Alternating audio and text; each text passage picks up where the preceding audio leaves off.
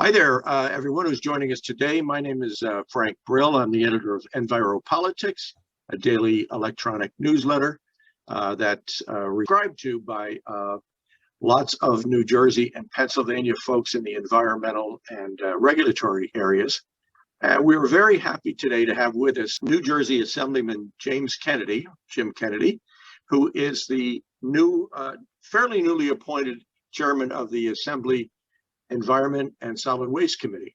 And I'm sure a lot of folks who receive our newsletter are very interested in getting to know him a little better, because he's an important player in New Jersey politics when it comes to environmental issues. And the reason he's important is that the way the system works in New Jersey, for those of you who are not familiar with it, is that all the bills are introduced in any particular year that affect or could potentially affect the environment go to his committee, and he decides what bills are going to be considered, taken up, and acted upon. So you're sort of a funnel. You're the choke point in the funnel, and you get to decide who moves on and who dies. In terms Frank, of I've been called a lot of things in my many years of politics. I think a funnel sounds pretty good. I'm not sure. Somebody yeah, make go hasty either way, I guess. So anyway, that is his role, and it's an important one. And so we're glad he was giving some time here today, so you folks can get to know him a little better and a little bit about his background. Maybe I could start right there, Assemblyman, if it's okay with you. Sure. I know that everybody, I think, pretty much knows that you were the former mayor of Rahway, because you made headlines before you came to the legislature, because of the great work you did at Rahway and turning the town around and revitalizing it. And we'll let you talk about that. And actually, let's go back prior to your days as mayor. Are you a Rahway? Yes, I was. My father was in the Navy for 23 years, a Pearl Harbor survivor. Wow. They had 7 kids, and my parents were originally from Linden, New Jersey, both of them. And I was born in '53, and that's when we moved to Rahway from Norfolk, Virginia, right outside the Naval Air Base there. And I've lived in Rahway my entire life. So I did serve as mayor for 20 years. But prior to that, I had worked in high school when I was 16 in a jewelry store, which I ultimately wound up buying when I was 28 from the previous owner, who was aging out, and his son and family were well off. They didn't really need the business, and it was a dignified way for the father to retire and for me to go into business. It's all part of my growth in terms of politics, by the way, because having no money, at a young age, I had gone through the SBA, Small Business Administration, and the EDA. The building I had purchased in that process was from the 1800s, mid 1800s, and needed a lot of restoration. So the EDA had some micro loans that were pretty good. And I got to say, from my perspective at that point, the EDA was a much better deal for me, because I think it was at 3.5% fixed. And the SBA was 2.5 above prime. And anybody that was around in the 1980s knew what happened to prime. I was paying 22%, which was cheaper than the mob's money about 15 months before. I was funded through that, and ultimately paid off the SBA prematurely to get out of the high finance part. Went into traditional banking with the bank after I proved myself worthy, I guess.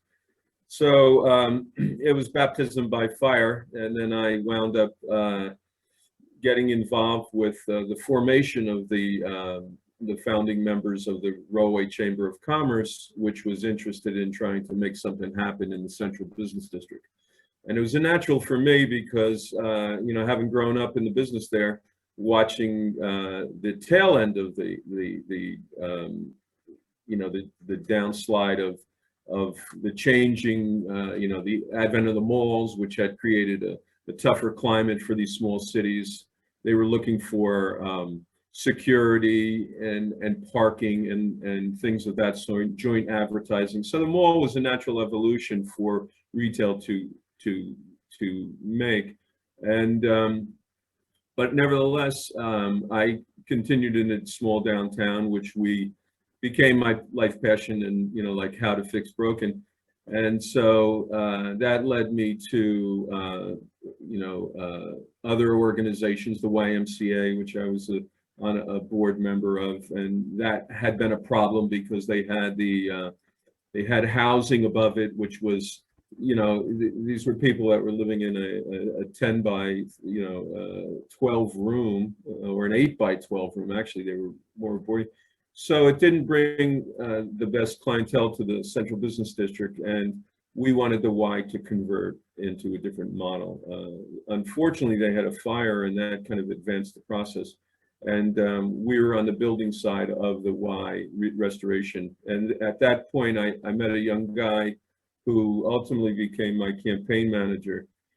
He was an assistant prosecutor in Woodbridge, and his name is Jim McGreevy. We became lifelong friends. I was Jim's best man at his first wedding, and on standby at his second wedding, in case the other best man didn't show up out in Vancouver. The tickets were kind of, that was Kevin McCabe, who was became the labor secretary years later. So we came out of a kind of an interesting clubhouse. Jim had great respect for him. I learned a lot about government. He actually, during that period of time, he encouraged my wife to run for the Board of Education. She had taught for 30 years and then currently serves on the board as well. So we were involved. The point of all this is that we were very involved with politics from the real grassroots up until the point where Rahway gained enough of credibility because of smart growth and that type of advancement. I was very influential and helpful with Jim as that was going on. I think a lot of it, having served on the Rahway Chamber of Commerce during its growth, saw what it took, to effectuate change in central business district. So smart growth, a lot of that came out of much of his background beyond the Rahway example, but that was a hands-on piece that we were both very much involved with.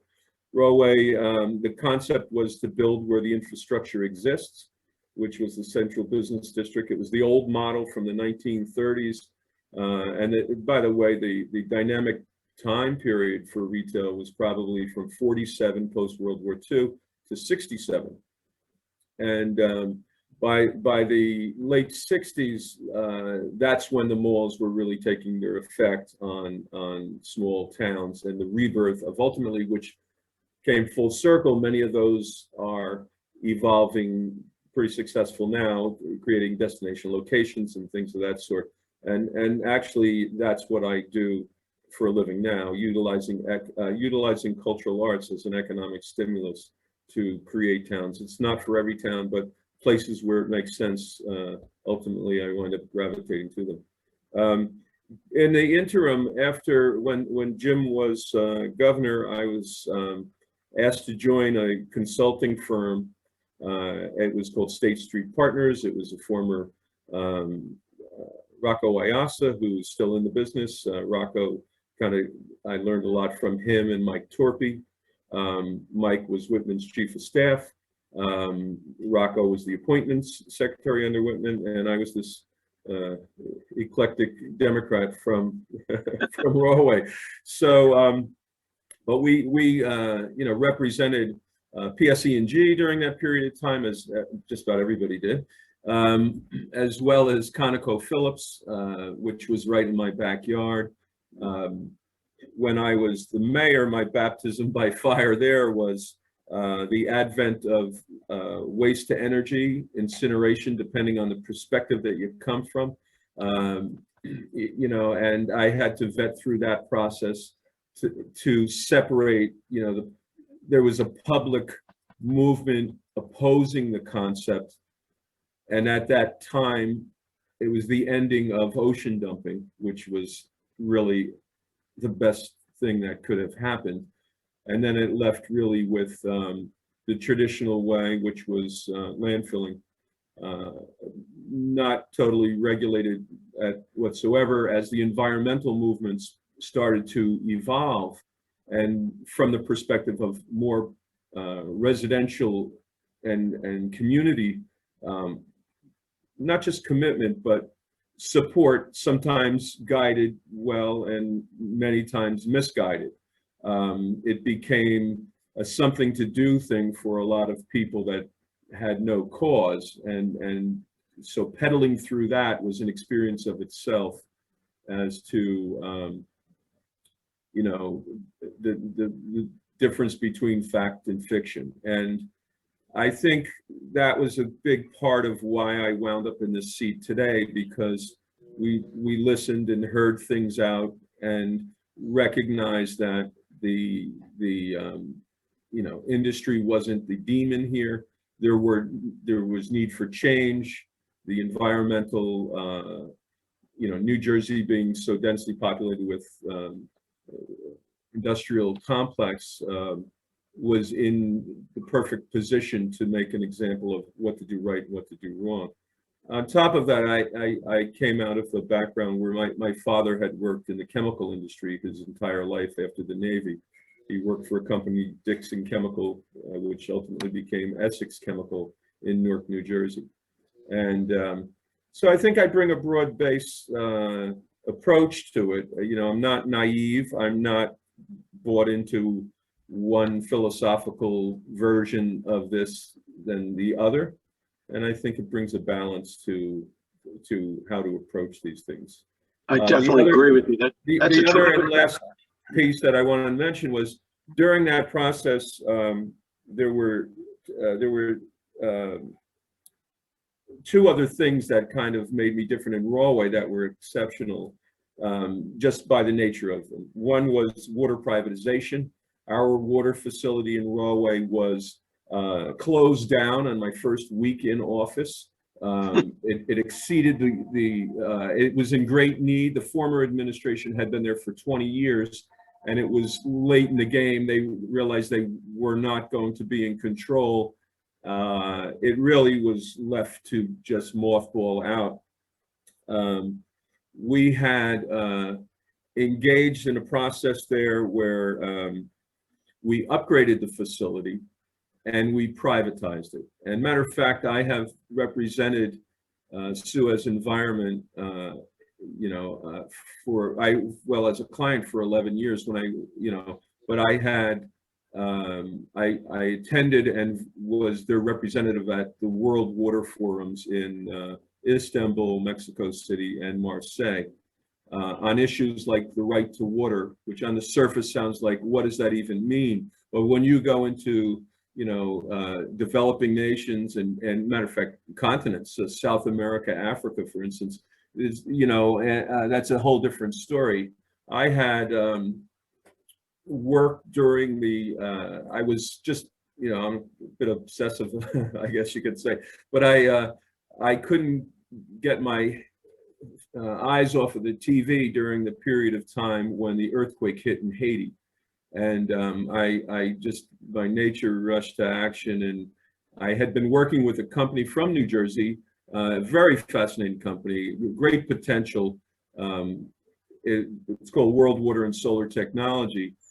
Quentin Kelly, who came out of Army intelligence, patented and developed this process for a mobile water purification system. It's 30,000 gallons a day through solar power, and outputs a kilowatt and a half of energy. You know, he's at the late end of his career, but that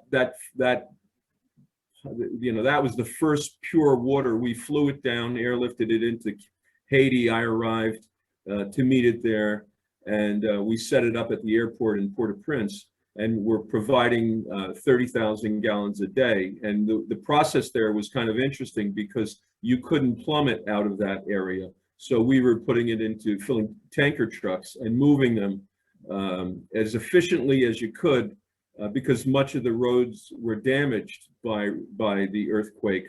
But we found paths to get it all the way up as far north as Pishta, and even as far as the machine came in through Les Cayes, which is down in the south, and was transported by truck. So we knew the routes, how to get back and forth. So that was kind of a fun thing to do, and it kind of gave me a kind of a lift into the water side of this. It did carbon filtration. It did, heavy, larger, filtration, and it also did UV. So it took the biological problems out of the water. It really was an incredible piece. The company morphed into, when they went from, it was designed for a brigade, which was roughly 3,000 people. And what wound up happening was when the military changed their dynamic into SEAL teams, eight-member teams, they designed a 40-gallon unit, which was 5 gallons a day, which is the why it was 30,000 gallons. Each soldier is entitled to and respected to receive a minimum of 5 gallons of water a day. So that was really an incredible thing. I learned a lot about water during that period of time, and having been the vote for Suez on the process of, and being a proponent of privatization when necessary. It doesn't mean that every water utility should be privatized, but infrastructure and the cost of upgrades can be much easily absorbed by a multinational company than it can, a city of 30,000 people who brunt the cost of that water.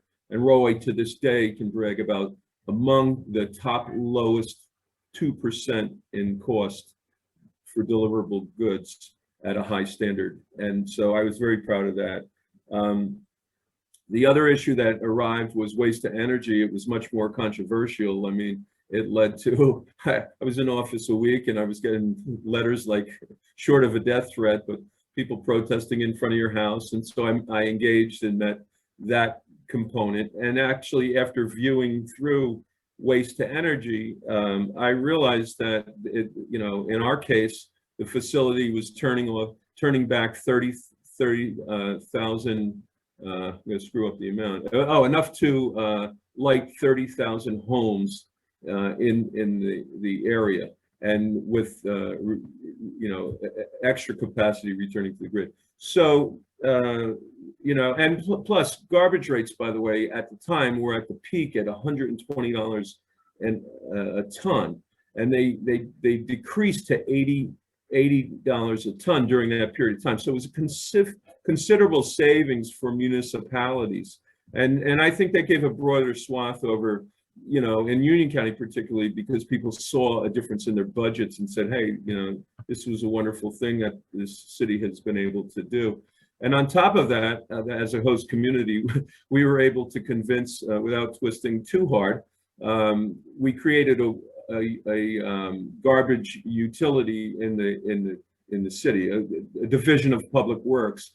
So we did curbside to portal, and the company had, as a host community agreement, they purchased us 8 trucks for us, which was a considerable capital improvement. We've since then replaced those trucks, but that was 30 or 40 years ago. So that's really my background in the environment. It was based around waste energy and water, two components that I think are important. Wow, that's quite a background.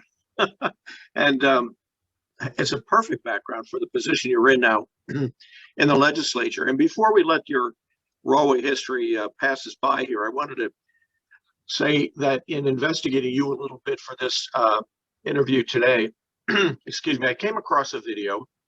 And going back a little further, I was a newspaperman in the Elizabeth, Rahway, Linden, Union area once for the Elizabeth Daily Journal. Oh, and I was a paper boy for like 11 years, and my brother was too. And that's something. And I started out doing the cop shops at night and municipal, all the municipal meetings you could think of, and driving around from town to town. So my initial, and that was back in '76, and my recollection of Rahway at the time was not really good, and so I was so pleased to see this film clip last night when I was looking around about how you and others in the town really revitalized it through the arts of all things, which surprised me. But it makes a good case for it when you see the video. And you built a theater there and revitalized the town and the zoning. And then you got help from with the designation of Rahway as a what do you call that town for the rail? Where you got a new rail station. Village. Yes, exactly. Transit Village. It's a fascinating story, and I recommend anyone else whose only involvement with Rahway goes back that far to look at it, because it's really encouraging to see what can be done. And that, you said, that led to a career all by itself for you. You got into that and did that sort of revitalization consulting for other towns in that sort of a position. Are you still doing that today? Yeah, I'm working in the city of Burlington, transforming a town on it's very similar to Rahway in this regard. Rahway is 4 square miles, as is Burlington. Rahway is 20 miles away from New York City, and Burlington is about 25 miles from Philly. Both of them were on rivers. Both of them have water utility. There's a lot of similarities. The difference is there's 30,000 people on the landmass in Rahway and 10 in Burlington. So there's an ability for growth. We're growing the population by 30%, which sounds like a bigger number. We're building 1,500 market rate units, and the first 165 are finished and at 50% occupied during COVID. Wow. That's a project by Mike Perucci, who did the largest, by the way, the largest remediation in the nation, which was Bethlehem Steel. And he partnered with Jack Morris, who many of you probably know. Jack, New Jersey, he owns the Taj Mahal, or one of those, the one with the Hard Rock Cafe, I forget which one it is. But and we're doing 2 other projects, an 1,100 unit build out over a 7 to 10 year process there. So this is slow growth, purposely designed. And the last is my favorite, is the former U.S. pipe site, which is a remediation site.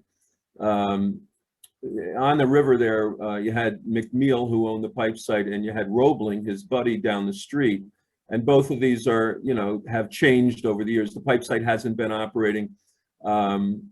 We built it spreads into 2 cities, Burlington City and Burlington Township.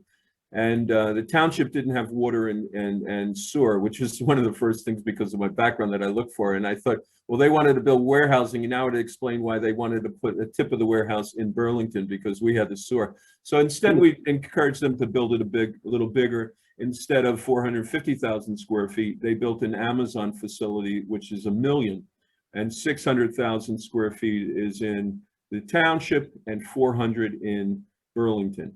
So the cost of the sale of the property was a big generator for the city and the economic, stabilizing their taxes for the last 3 years. By the way, when I was in Rahway, we were able to do something that I don't know of a match, not trying to sound braggadocious here, but the way I found out about it was Whitman was doing an analysis and was looking for cities that had stabilized property taxes during a period of time for 3 consecutive years. And then she's found one that really stood out. We stabilized inclusive of, so they say, it's nobody in the town believes it, but stabilized it for 12 consecutive years. And that was really something I was very proud of over the time. And most of that had to do with the growth, because when we built, for instance, and this fits into this conversation, when we built the across from the street from the train station, changing the density from 2-story stick-built buildings, we built a 16-story building.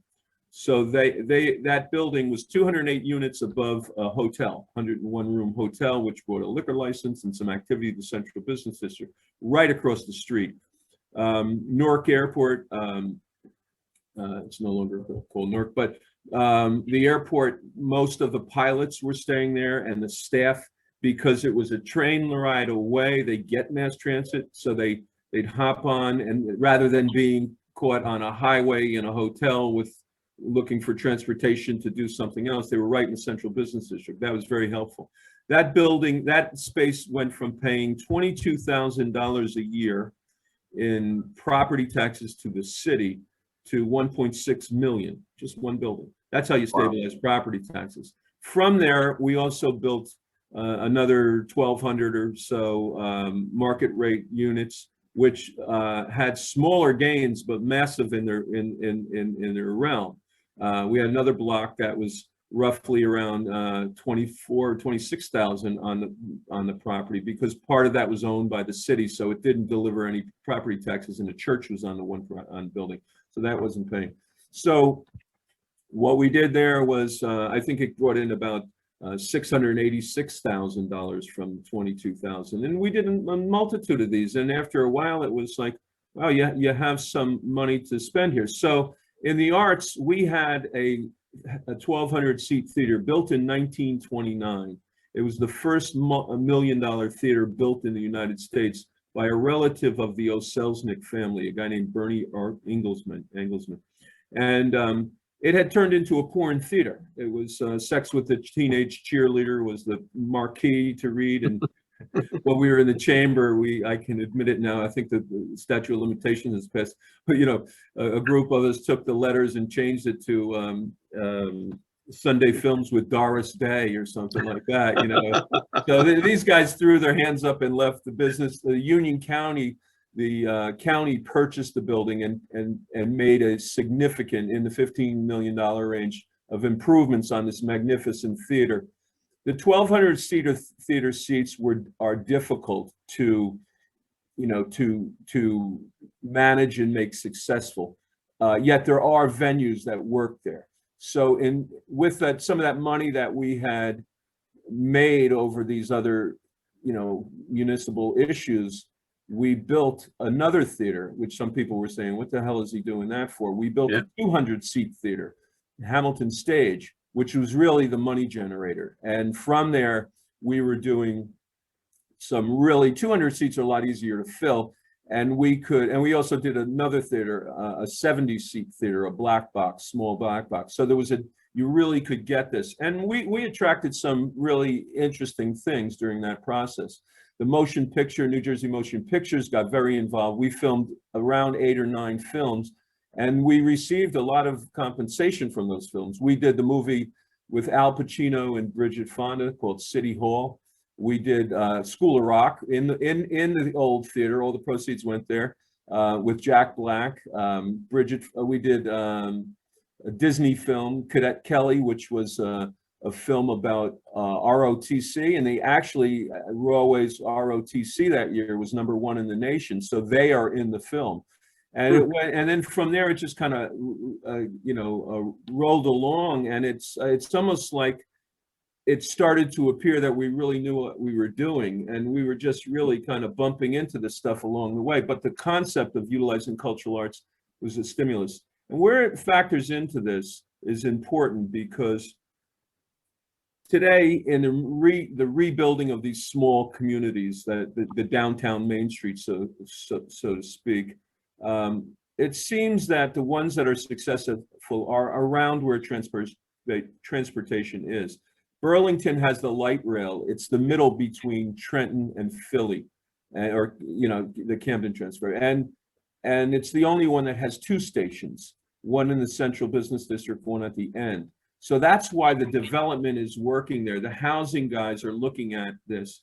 And something worth noting here is the change that's occurred post-COVID, which is corporations, and I think you're going to see some change in the real estate side on this, on the commercial side. They're starting to realize that there is a responsibility that people have in terms of producing work remotely. Like these Zoom meetings are becoming, I don't think they're going away anytime soon, even after it goes back. I mean, voting in session on this is ridiculous, but where you can go down to Trenton and push a button, and in one instant, everybody's button is pushed, as opposed to call 80 people at work. We'd never get through these agendas. But in other instances, it's very effective, and it's changing that dynamic. And so we're finding in Burlington, with the 40 or 60, I forget what it is. It's the people that are moving in. Many of them are working in the Philly area, but don't necessarily need to be there every day anymore. And you're going to see that in these markets that are a half an hour to 1 hour away from a major metropolitan area for work. And they're going to take, these companies are, you know, they come in and set up many of them come in and set this up in your home for remote work experience. So I think it's here to stay to a degree. And I think the effect of that is commercial space. I was talking to a friend of mine who's a major guy out in California, in LA, and he said what they're finding is these, you know, 12 and 16-story commercial buildings, 4 stories and plus are turning into residential units now for live space. And you know, and I think it's for that purpose. You're starting to see people needing to be near these facilities, but not necessarily there every day. So it's kind of an interesting time, I think. And there's a silver lining in everything, is the bottom line. Well, it's very encouraging for those of us who saw the end of, I saw your town, Rahway, there referred to in that film clip that I mentioned as post-industrial, which I thought was a very not good term. And but it's nice to see, for a while there, it looked like there was no hope for a lot of small cities. It was just, they were facing a miserable future. And it's nice to see that that is not cast in stone. Things can be done. And you're doing a heck of a job with it, with Rahway and Burlington. And there are other towns that fit in that sort of description that you gave. I'm thinking of Bordentown, just up the river, a short distance from Burlington. Another very, and sometimes it's housing stock too. Really nice old historic housing stock in both of those towns in Burlington County. And anyway, it's very encouraging to see all that happening. Bordentown is interesting because it had a little leg up. I think the social economics were a bit different. The investment in the central business district with restaurants and eateries, which tend to be about 40% of what the downtowns are emerging into, was advanced. And part of that also was there was a very look at in all these areas. What you have is a profile, 2 profiles of who moves in there. Empty nesters are the majority, and it ranges. You know, I hear all sorts of percentages, but it ranges. You know, here's a case where if you have a town that has vitality in it, you know, I saw an article about 10 years ago why people were moving to college towns. You know, State College, Pennsylvania, you know, had this regeneration, and it was, you know, people with a high level of education that wanted to be in a vibrant area. And right. Vitality comes along with, you know, college students, good and bad, you know, right. But you know, now that marijuana is legal in New Jersey, I don't, you know, I think that they mentioned that'll change too.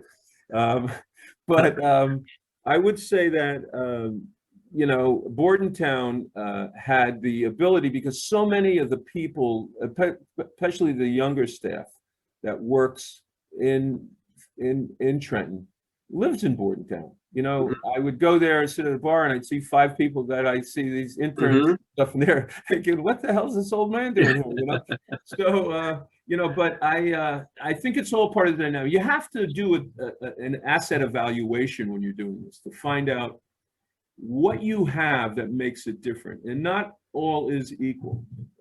Transportation is a big motivator, but you can do this without the transportation too. You just have to find the niche of what makes it, you know, what makes it happen. I just happen to like the model of utilizing cultural arts. We've expanded it from performing and visual arts and included culinary arts.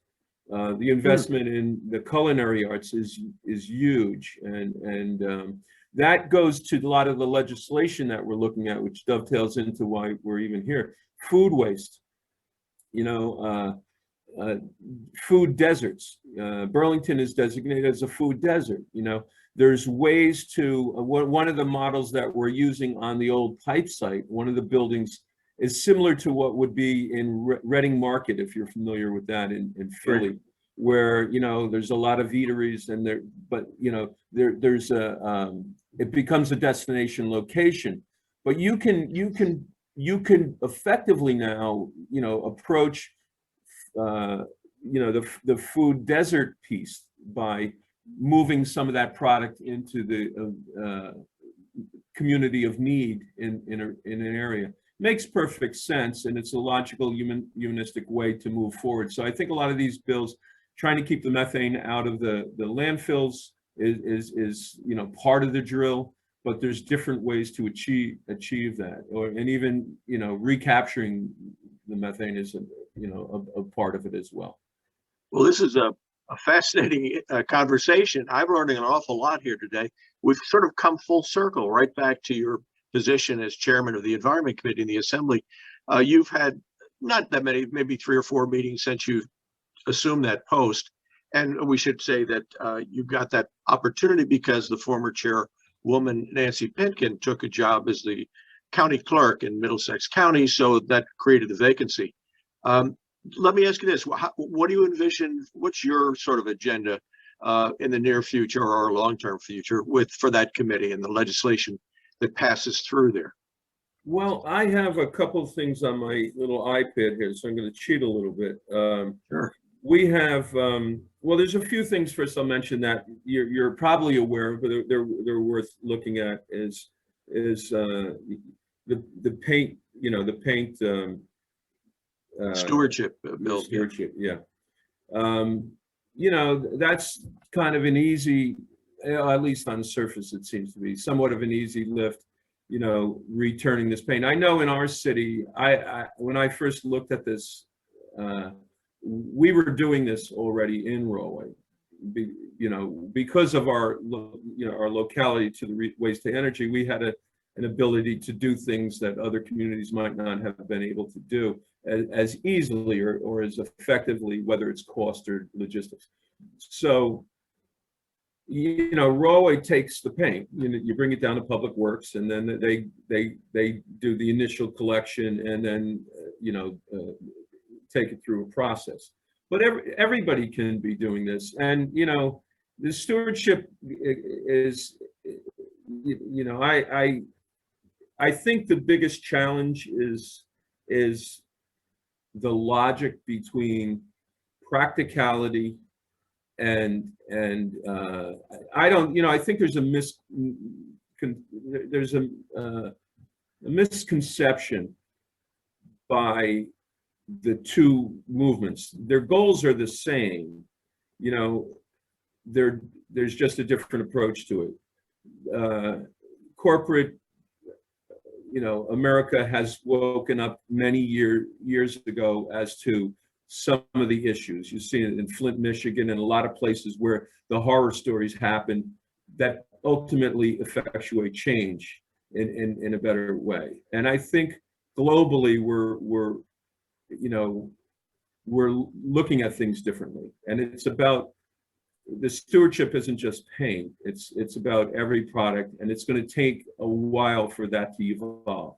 So the point of all of this is that both with organizations like yours and things, legislative bodies need to be partners, not partners in this for it to effectually work. And it doesn't necessarily happen overnight. So there's a lot of things that we're looking at, and I think the governor is as well,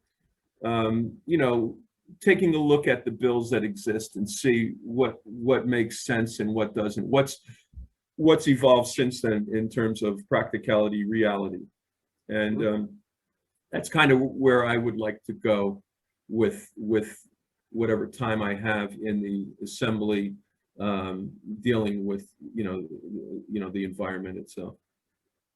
Well, Assemblyman, we really appreciate the time you've given us already today. And like I said, I've learned a lot on this call, so I'm sure that a lot of our viewers and readers are going to learn as much too. And we hope you'll be, and we know the kind of guy you are, you will be available in the future for updates when big things come through. And so we just want to wish you the best of luck in this new position, and which now looks a lot easier than I thought it would be because of your background.